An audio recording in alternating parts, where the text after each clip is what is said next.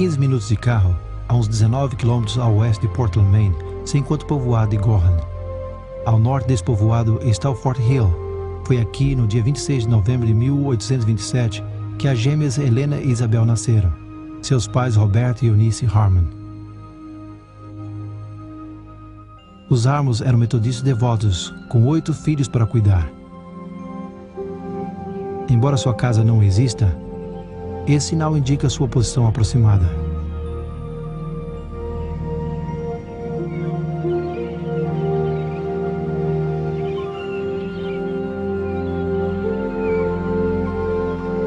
Mais tarde, a família mudou-se à cidade litoral de Portland, onde Roberto Harmon continuou o seu ofício de fazer chapéus, e a pequena Helena assistia à escola da rua Brackett.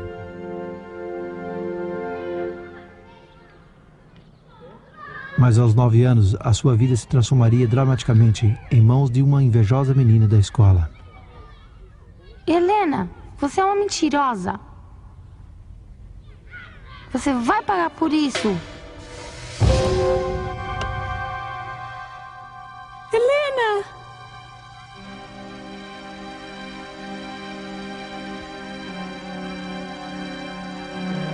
Helena foi levada à sua casa na rua Clark, onde logo descobriram que o seu nariz estava fraturado e que todas as feições do seu rosto haviam mudado. Ela permaneceu em coma 3 semanas. Ao recuperar-se um pouco, logo percebeu a diferença que a sua aparência causara, no jeito que todos a tratavam.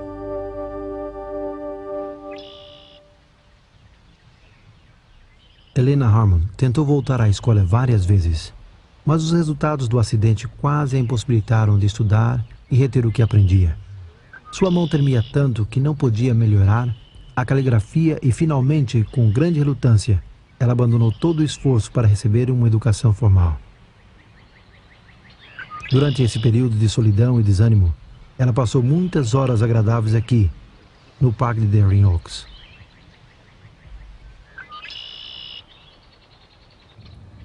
Em março de 1840, Guilherme Miller veio para Portland e apresentou uma série de conferências sobre a segunda vinda de Cristo, na igreja que uma vez esteve nesse lugar, na rua Casco. A família Harmon assistiu às reuniões e Helena mais tarde escreveu sobre Miller. Ele explicava as profecias com uma precisão convincente e mantinha o público como que encantado.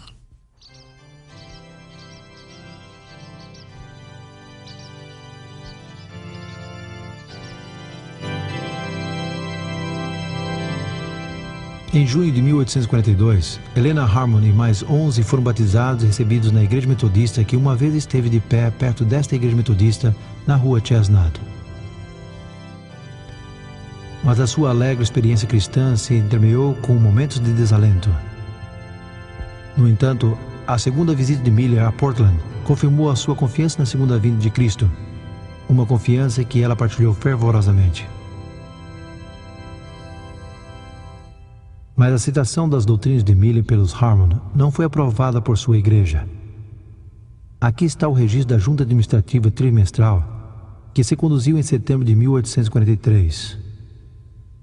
O pastor ergueu-se e declarou que Roberto Harmon e sua família, incluindo Helena Harmon, haviam apelado à decisão de um comitê pelo qual eles haviam sido expulsados da igreja. O voto foi unânime para manter a decisão do comitê em sua expulsão.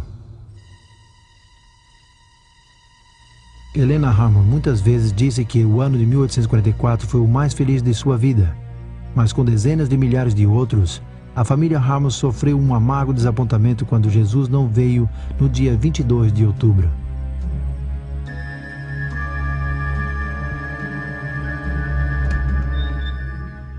Já para dezembro de 1844, a maioria dos que criam no advento haviam abandonado a confiança na validez do dia 22 de outubro. Helena Harmon e suas amigas aceitavam que o cumprimento das profecias dos 2.300 anos ainda ocorreria no futuro.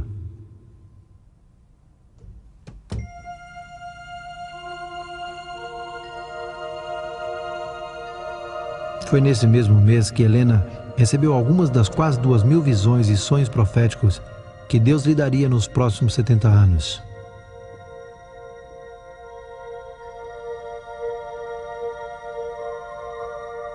Durante essas visões, ela era completamente inconsciente dos seus arredores E como Daniel, ao receber uma visão, não respirava durante quase toda a revelação. As visões variavam. Algumas duravam pouco tempo e outras quase 4 horas. Algumas eram dadas em público diante de poucos e até centos de testemunhas. Nos primeiros 30 anos do seu ministério, eram geralmente acompanhadas por um fenômeno físico marcado que mostravam com forte evidência àqueles que observavam que a obra provinha de Deus. Outras lhe eram dadas enquanto orava, escrevia ou falava, e não eram acompanhados por fenômenos físicos. No entanto, nos últimos 40 anos do seu ministério, as visões eram geralmente sonhos proféticos, dados à noite.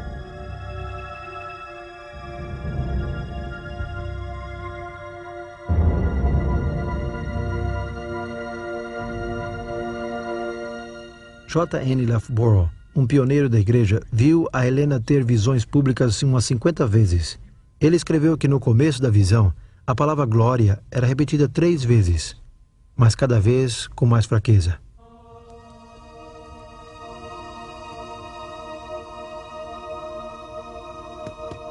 Primeiro ela perdia as forças e a consciência, mas logo podia caminhar pelo quarto.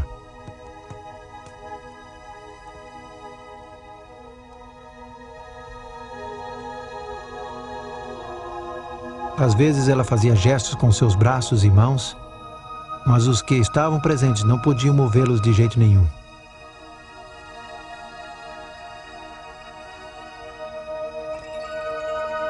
Seus olhos permaneciam abertos enquanto olhava para cima, como se estivesse contemplando um objeto à distância. Apesar de não respirar, seu pulso era regular e a cor do seu rosto permanecia normal. Quando a visão terminava, seus arredores pareciam estar completamente escuros. A sua capacidade de ver até os objetos mais brilhantes voltava gradualmente.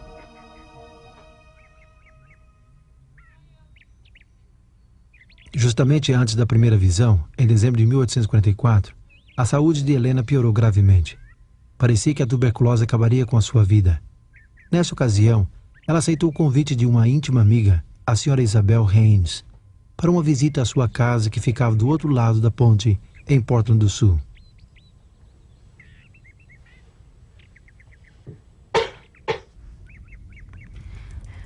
Render graças ao Senhor.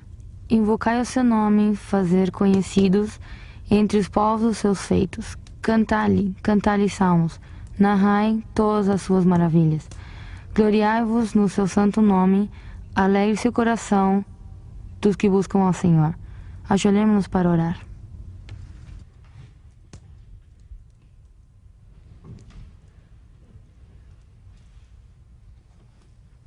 Certa manhã, 3 jovens uniram-se a Helena e a senhora Haynes para o culto. Quando se ajoelharam para orar, o poder de Deus descendeu sobre Helena e foi envolto numa visão da glória de Deus. Ela sentiu-se ascender mais e mais sobre a terra. Diz que ao voltar-se para buscar o povo adventista do mundo, não o encontrou. Ao olhar para cima, ela viu uma senda reta e estreita que viajavam para a Cidade Santa.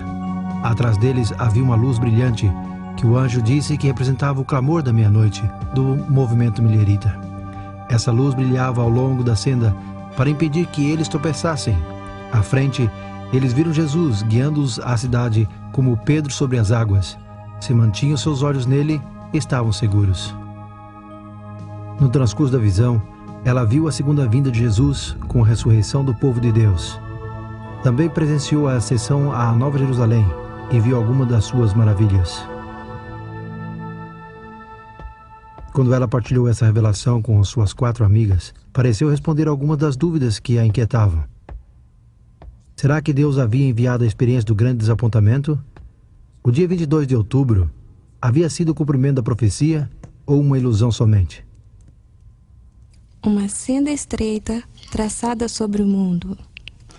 O povo do Advento viajava para a cidade por essa senda. A visão afirmava que a mensagem estabelecida no dia 22 de outubro havia sido uma providência de Deus. Estava descrito como uma luz atrás deles que iluminava a senda até a cidade. É revelante que a luz que se encontrava ao começo da senda Eles haviam esperado que esta marcasse o final do caminho. No entanto, era bom saber que Jesus sabia tudo sobre a sua experiência e que continuaria guiando a todos que fixassem seus olhos nele. Quase uma semana depois, ela recebeu uma segunda visão, na qual Deus lhe chamou formalmente para que fosse sua mensageira. Também lhe foram mostradas as provas e a oposição que ela enfrentaria. Esta visão a preocupou, pois estava consciente de sua juvenilidade, timidez e constante enfermidade. Também temeu seu próprio orgulho. Contudo, aceitou o apoio divino e começou a partilhar o que ele lhe havia mostrado. Nisso, abri meus olhos e vi uma senda reta e estreita, traçada sobre o mundo. Entre os que escutavam em 1845 estava Guilherme Foy. Os adventistas viajavam para a cidade, que se localizava ao final do caminho. O Senhor mostrou-me a mesma visão. Isso foi o que eu vi.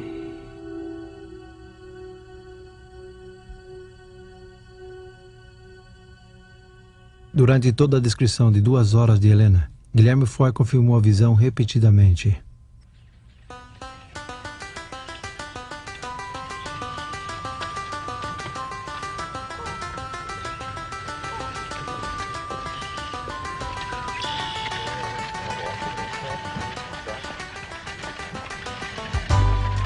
No início de 1845, Helena Harmon viajou pelo oeste de Maine para encontrar-se com os crentes do advento dali. Em fevereiro, enquanto visitava Exeter, ela recebeu uma visão importante. Foi uma vista do santuário celestial, onde ela viu o Pai levantar-se do trono e entrar no lugar santíssimo. Jesus o seguiu e apresentou-se diante dele como um supremo sacerdote para receber o seu reino.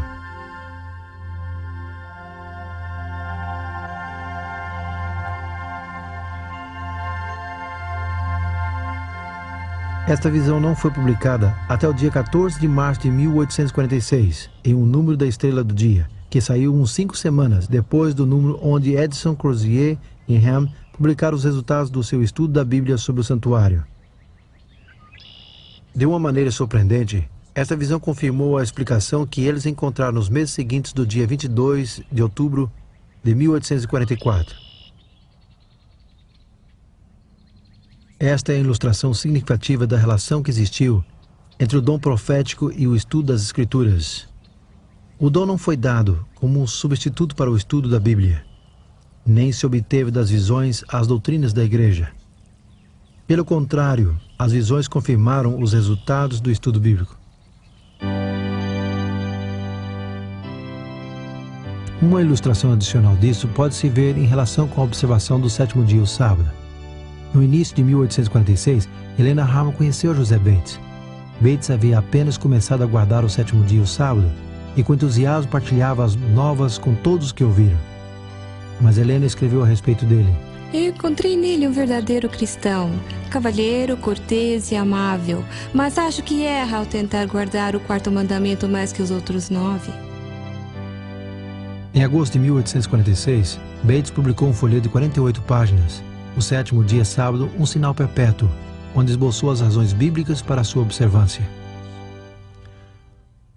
Pai, oramos para que o Teu Espírito permaneça conosco no que estudamos a Tua Santa Palavra. Pedimos que nos aproxime mais à verdade e à sabedoria. No dia 30 de agosto de 1846, Helena Harmon casou-se com o jovem pregador millerita Jaime White. Pouco depois do casamento, Jaime e Helena estudaram o folheto de Bates. Eles compararam seu conteúdo com as Escrituras e começaram a guardar o 7º dia, o sábado, e a ensiná-lo a outros. Nesse tempo, haviam 50 observadores do sábado na Nova Inglaterra e no estado de Nova York. Lembra-te do dia do sábado para o santificar.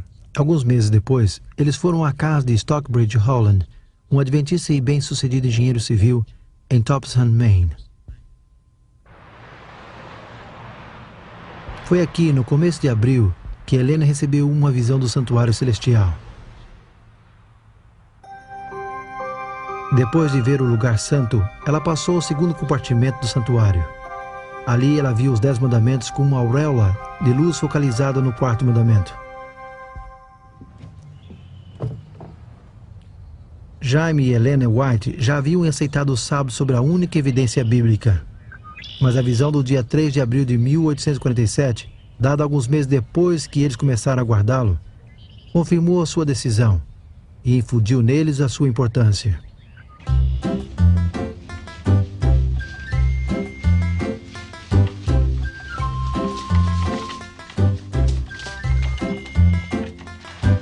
Enquanto viviam em Topsham, os Whites aceitaram o convite para assistir uma conferência em Rocky Hill, Connecticut, na casa de Alberto Belden.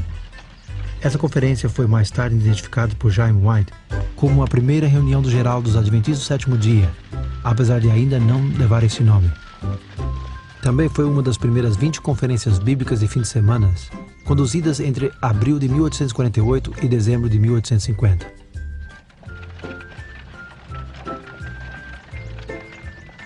Foi durante estas reuniões que se discutiram as principais doutrinas da Igreja Adventista do Sétimo Dia, usando os mesmos métodos que Lutero na Dieta de Worms: Escritura, Razão e Consciência. Jaime e Helena White, José Bates, Irã Edson e outros dirigiram os estudos bíblicos e as sessões de oração que muitas vezes tomaram noites inteiras. É importante considerar o papel de Helena nessas conferências. Quando o estudo do grupo chegava ao ponto de não conseguir um avanço maior, ela recebia uma visão, que apresentava uma clara explicação dos versos sendo estudados. Suas contribuições eram particularmente impressionantes, porque todos sabiam que, não fosse pelas visões, ela não entenderia o significado. Durante toda a vida de Ellen White, é evidente que as visões não lhe foram dadas para substituir o estudo da Bíblia. No fim de 1888, ela escreveu: Deus quer que leiamos a Bíblia para encontrar a evidência das Escrituras. Quando os pioneiros da igreja se unificaram mais e mais nos grandes temas que estudavam, começaram a sentir a necessidade de publicá-los.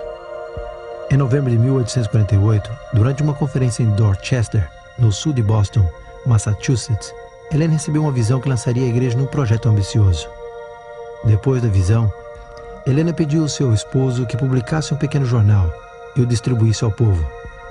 Desde o pequeno começo, ela disse que viu que seriam como raios de luz que iluminariam o mundo. Era um medonho desafio sendo apresentado a um grupo de novos crentes acometidos pela pobreza. No ano seguinte, em 1849, este pequeno jornal, A Verdade Presente, foi publicado em Connecticut. Jaime White trouxe 1000 cópias à casa de Alberto Belden, onde um grupo orou pela bênção de Deus. No seguinte ano, o jornal foi substituído pela Revista do Segundo Advento e Arauto do Sábado, conhecido hoje como a Revista Adventista. A sua mensagem se lê em todo o mundo.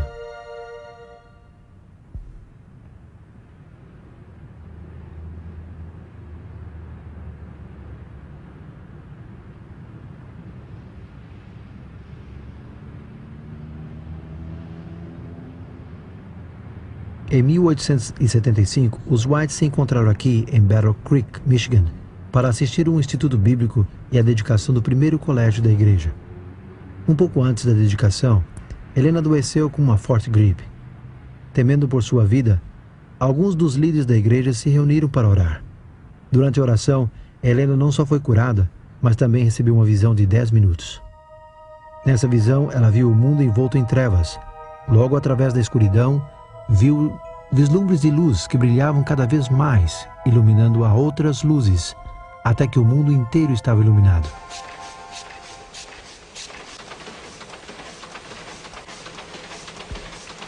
Mais tarde, ao descrever esta visão, ela disse ter visto prelos operando em todo o mundo. Nesse tempo, a igreja operava uma só casa editora, em Battle Creek.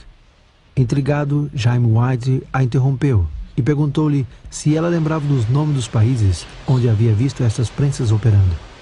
Não, eu não sei os nomes, mas se alguma vez vejo os lugares, você reconheceria. Oh, eu lembro de um. O anjo disse Austrália.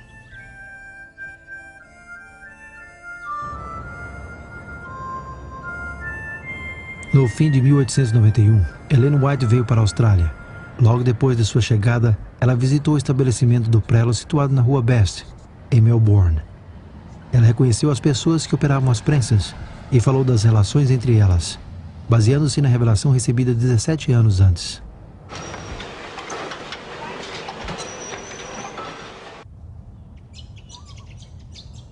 No entanto, o dom de profecia não foi dado só para guiar o trabalho da igreja e ampliar a sua perspicácia.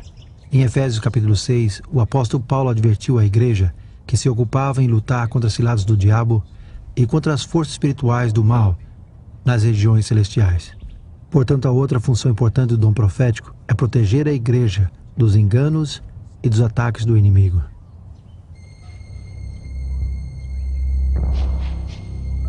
Em Nova York, a 10 minutos de carro desde a casa de Ian Edson, encontra-se Hydesville, o lugar de origem do espiritismo moderno.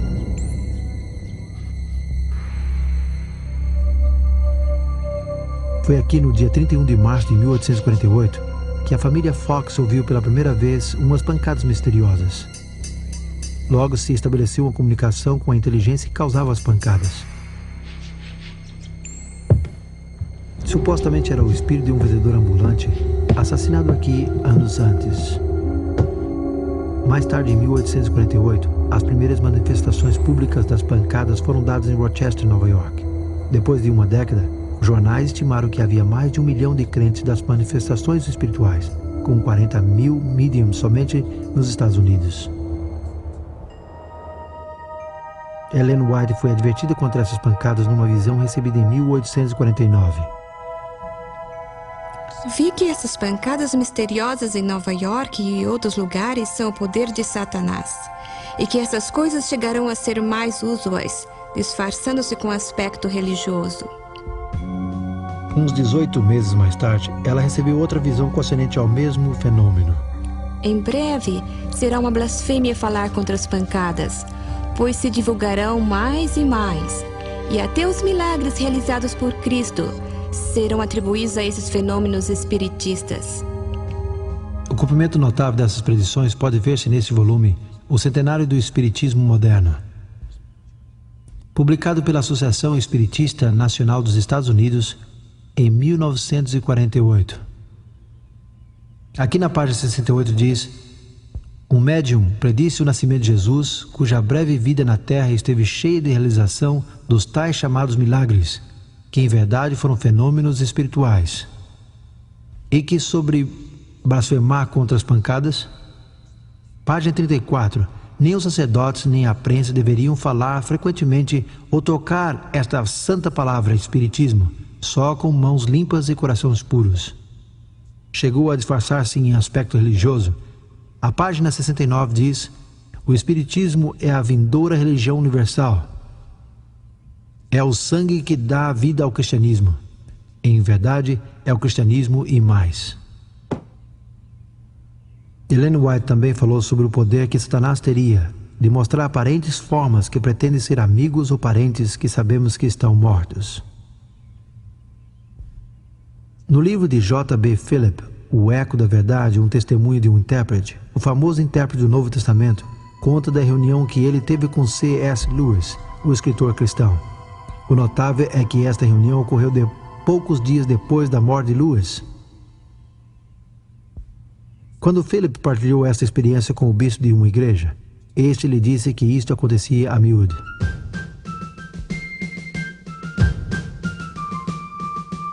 Em 1861, os Estados Unidos estavam à beira de uma crise. Antes do sábado 12 de janeiro, 4 estados do sul haviam se separado da União, mas ninguém esperava a guerra. Não foi até 3 meses depois que o presidente Lincoln convocou um exército.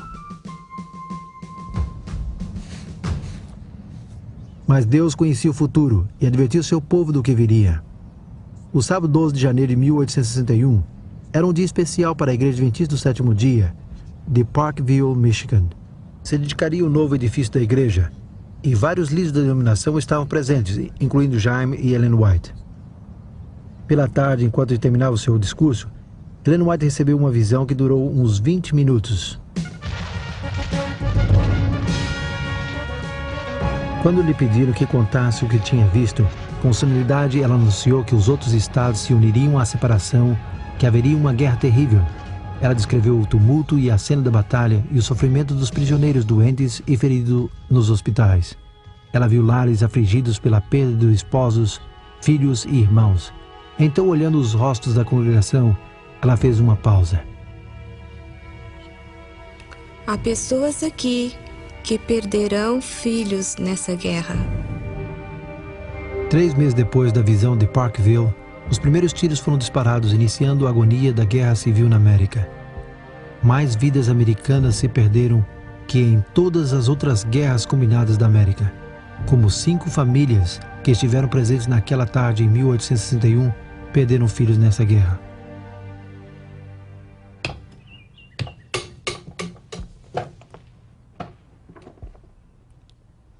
Apocalipse 12:17 identifica o testemunho de Jesus como uma das 2 características notáveis que o povo de Deus possui antes da segunda vinda de Cristo. O que é o testemunho de Jesus?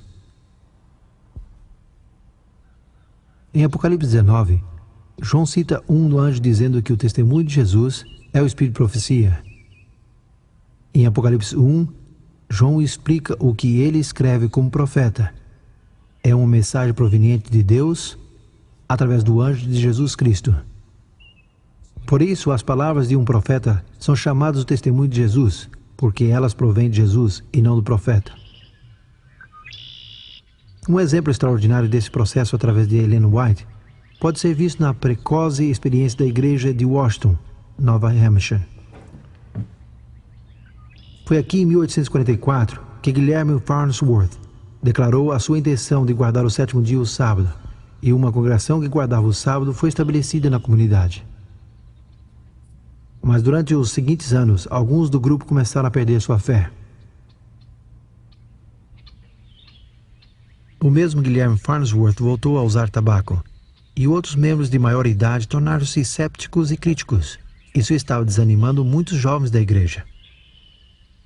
Algo urgente era necessário para restaurar a unidade e a fé da igreja.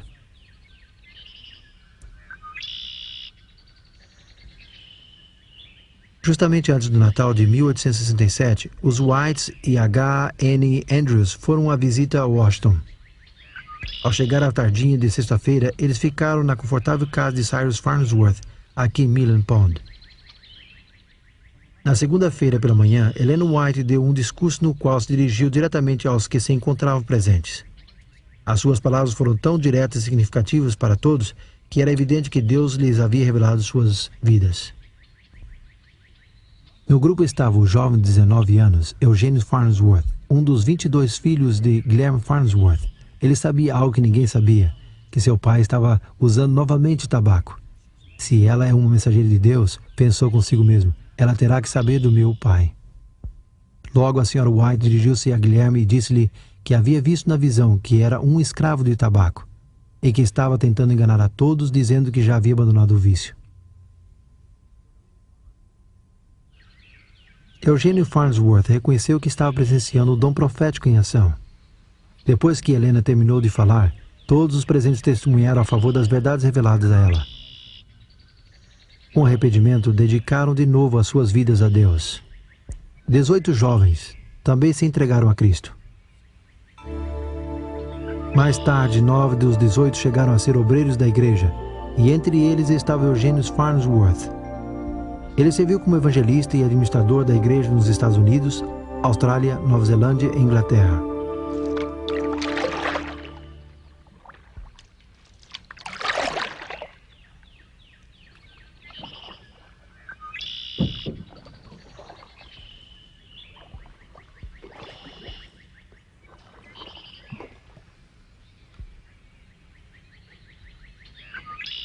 Por que Deus enviou sua mensageira a essa igreja?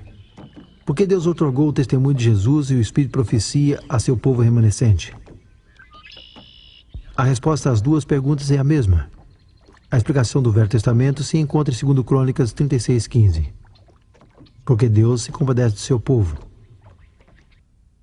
O Novo Testamento se o explica ainda mais claro em Efésios 4:12 e 13. Deus chama alguns a ser profetas para o aperfeiçoamento do povo de Deus, para o desempenho do seu serviço, para a edificação do corpo de Cristo, até que todos cheguemos à unidade da fé.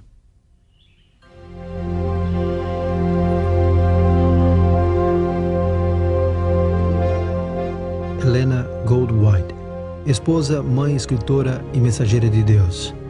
Escolhida apesar de ser a mais fraca entre os fracos, chegou a ser uma forte torre para um povo chamado por Deus nos últimos dias da história deste mundo, a Igreja Adventista do Sétimo Dia.